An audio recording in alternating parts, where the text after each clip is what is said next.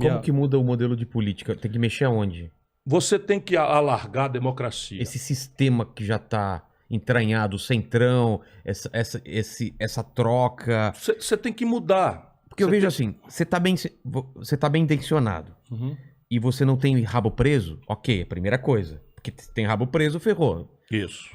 Só que chega lá, eu não sei como funciona Brasília. Eu não sei se chega lá. Sei. Como que é? Eu Uma sei. pessoa bem intencionada consegue mudar mesmo? Itamar Franco, Juscelino Kubitschek. Quer dizer que é fácil? Não. Você sofre então, pra cacete. Como que faz? Eu tô esse livro, escreve, eu vou deixar pra você. Quero. Tal, mas basicamente vamos conversar. A democracia moderna não é mais resolvida com lobby e gabinete em Brasília. Só resta isso no Brasil. Por quê? Porque todos os deputados se elegem falando em emprego, salário, educação, saúde, segurança. Você já viu algum? Não. É educação, saúde. E aí chega em Brasília, faz tudo o oposto. E dando a roubar, e dando a fazer fisiologia, clientelismo, e cuidar de se eleger, e o povo que se lixa até ser enganado na próxima eleição. Então, evidentemente, que nós temos um processo de educação, não é, do povo, que tem que ser uma coisa forte, permanente e tal. Porém, não faz sentido, Vilela, modernamente, nenhum país sério do mundo faz mais decisão de coisas estratégicas da nação em lobby, em gabinete de Brasília. Você tem que mandar as coisas centrais para o povo votar diretamente. Compreende? Essa é a primeira grande saída. Mas grandes questões ou grandes questões, o sistema... Não, você pode deixar... Nos Estados Unidos você vota tudo. Tudo? Tudo. Mas tem lobby pra caramba lá também, né? Sim, mas lobby lá é legalizado. Então. Então, você é o seguinte, você se identifica como um lobista do setor de produção de laranja. E aí tem um crachá lobista da laranja que pode circular no Congresso, tem que registrar que esteve com o deputado tal, pedindo tal coisa. Porque isso é da vida. Claro. Senão o lobby é picaretagem, é suborno, é transações tenebrosas que não pode fazer. Então a transparência, a luz do sol é que acaba com a podridão. Mas veja, no caso do Brasil...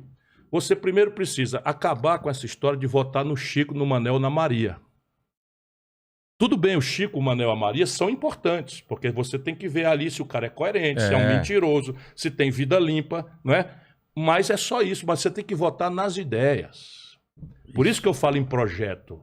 A ideia de projeto é um plano, você tem que discutir plano. Então, outro dia eu disse o seguinte, eu sou candidato, eventualmente, se o meu partido me apresentar, eu sou candidato. Aí eu digo... O Brasil está quebrado. O buraco esse ano, nos últimos 12 meses, entre o que o governo arrecadou e o que o governo gastou, é de 630 bilhões de reais. Sabe? É um negócio assim, absurdo. É 6 vezes o maior da história no passado. Então, estão quebrando o Brasil. Quando o país tem um buraco desse tamanho, vai tudo para a dívida. E quando a dívida começa a ficar grande demais, é igual a agiota. O credor começa a desconfiar que o caba não vai dar conta de pagar, diminui o prazo, esquenta o dinheiro e aumenta o juro. Está todo mundo vendo aí o juro tomando pancada de 1%, o juro do governo, e na ponta você, no meio de uma crise, saindo de uma pandemia, que ainda não saímos, mas sob o ponto de vista do isolamento social, que foi uma tragédia, mal feita, porque foi o pior dos mundos, não fizemos nada direito. Então, aí você vai aumentar juro. Ou seja, estão matando a economia do Brasil. Por que sempre aumentam juros para resolver esse tipo de coisa? É a primeira. Teoricamente. Tem uma regrinha que é sempre a primeira coisa a fazer? Tem uma regrinha, mas, de novo, é completamente falsa no questão brasileira. Então, teoricamente, quando você aumenta o juro, você tende a diminuir a inflação. Por quê? Porque a inflação, teoricamente, é uma subida de preço, porque tem menos mercadoria do que gente podendo e querendo comprar. Então você diminui a procura das... Via o quê? Encarecer o crédito, que eles chamam de demanda agregada. Então, você é capaz de comprar o dinheiro que você tem no bolso, mais o crédito que você tem na praça. Teoricamente, se eu encarecer o crédito, eu digo, Vilela, não vale a pena tomar dinheiro emprestado para comprar, então você não compra. Só que os manuais de economia não entendem o Brasil. Como o Brasil teve 30 anos de inflação, gerou uma sequela no comportamento do povo. Qual é? A população tem notícia do micro-ondas, da geladeira, da televisão de tela plana e não sei o quê, e tem desejos normais, legítimos, humanos de ter. E não tem renda para isso. Aí a Casa Bahia, Magazine Luiza e tal, conhece essa psicologia e vende 3 televisões e entrega uma. Como? Picando o valor da televisão em 36 vezes, aspas, sem juro, de maneira que a prestação cabe no bolso. Então o cidadão não faz o cálculo do juro, porque não tem educação financeira e eles ainda mentem, sem nenhuma punição, de que estão vendendo sem juro. Aí você olha o preço de uma televisão nos Estados Unidos, se você entrar na internet, a mesma TV, enquanto é lá e quanto é aqui, você fica enlouquecido. Aí eles dizem assim, não, mas é por causa dos impostos. Não é, juro. É juro em cima de juros. E isso não. E a inflação brasileira definitivamente não é mais gente querendo e podendo comprar do que mercadoria, que é a inflação de demanda. Não é. Porque hoje você tem mais ou menos 1/3 da capacidade de produção do Brasil parado. Tá. Há 10 anos. Fechou a Ford, foi-se embora. A Panasonic foi-se embora. A Sony foi-se embora. A Troller fechou. Por quê? Porque faz 10 anos que eu tenho capacidade de produzir 1.000 geladeiras e só estou dando conta de vender 700. Então, eles chamam capacidade instalada ociosa. Então a inflação no Brasil não é de demanda, é de custo. E é puxada pelo dólar, porque se o dólar saiu de 3,70 no Bolsonaro para 5,40, os preços vão tudo correr atrás. Por quê? Porque eu não compro dólar, mas eu como pão, já mostrei aqui para você. Os remédios do Brasil vêm tudo do estrangeiro. Os eletroeletrônicos que a gente usa vêm tudo do estrangeiro. Pode ser produzido aqui, mas um carro produzido aqui em São Paulo, 80% vem de fora. Então subiu o dólar, meu irmão, vem um preço alto. E qual é o efeito da taxa de juros sobre isso? Nenhum. Porém, quem tem dinheiro aplicado ganha pra cacete. Aí você vê, comércio se ferrando, indústria se ferrando. E ganhando nos juros, ele não tem o menor ímpeto de investir em... Nada, veja o lucro dos bancos. Veja o lucro dos bancos. Deixar o dinheiro parado é muito mais vantagem do que você se arriscar. Essa turma que diz que é de esquerda concentrou 85% de todas as transações financeiras na mão de 5 bancos. Sentaram em cima, não deixaram. O Lula sentou em cima, não deixou os bancos digitais se instalarem no Brasil, as fintechs se instalarem no Brasil, para proteger a negociata. Aí eu estava te dando um exemplo prático. Então, veja, no limite, o Brasil é um país único no mundo. Aqui, 1% dos brasileiros acumulam 50% da riqueza do país.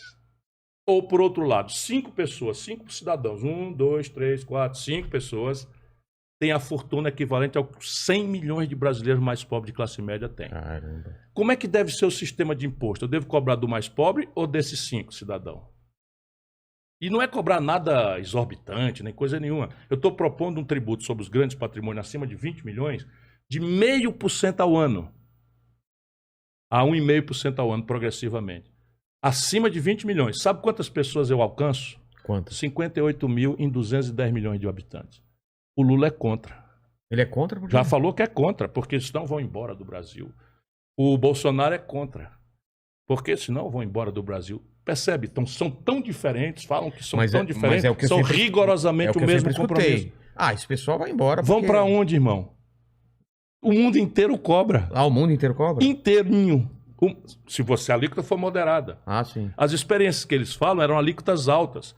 Dentro da Europa, onde eu saio da Alemanha para a França, pertinho, ó. Sabe, de carro. Escolher, mais perto do que ir daqui para Batatais ou para Bauru.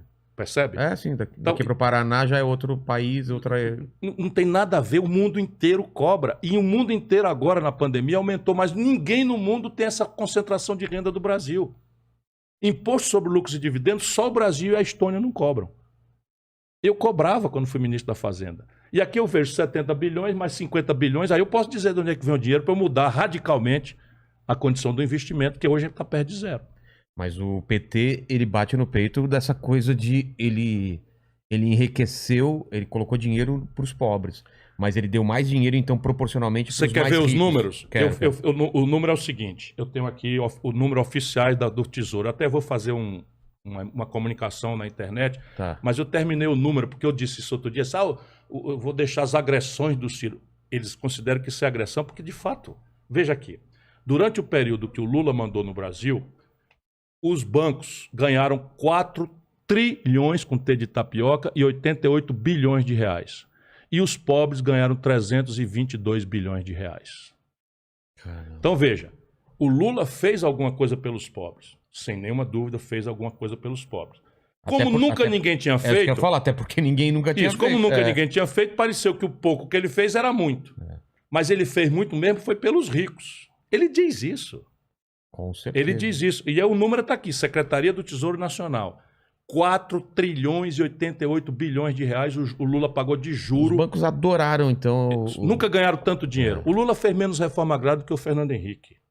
Caramba. Sabe, apropriou a conversa mole de esquerda, as cores, o adjetivo, mas é um governo absolutamente reacionário e anestesiou o sofrimento do povo com 322 bilhões de reais. Então são 4 trilhões para os bancos e 300 bilhões para os pobres. Essa é a proporção, números oficiais. Mas isso foi um mecanismo que ele entendeu que ele precisava fazer para se manter no poder? Claramente. Ele diz isso. Ele diz. Quando ele saiu da cadeia, ele fez uma viagem para a França e ele faz esse discurso. Né? O Lula é uma pessoa que parou no tempo. Ele é um cara genial lá atrás, um político extremamente experiente, um carisma imenso. E eu não duvido que ele tem bem-querer pelo povo, mas é de cima para baixo. E depois ele virou um pragmático e uma pessoa que não tem o menor compromisso com a verdade. E ele diz nesse discurso na França, que eu também tenho, quem quiser pode ver no Google, ele diz assim, a coisa mais fácil que tem no Brasil é agradar os pobres, eles se conformam com muito pouco. Cara. Os banqueiros deviam votar em mim para sempre, deviam fazer uma estátua para mim, porque eles nunca ganharam tanto na vida como comigo. Eu tenho o Lula dizendo isso. E eu fui ver os números. Mas quando eu digo assim, o Ciro agride, eles não querem que a população saiba disso.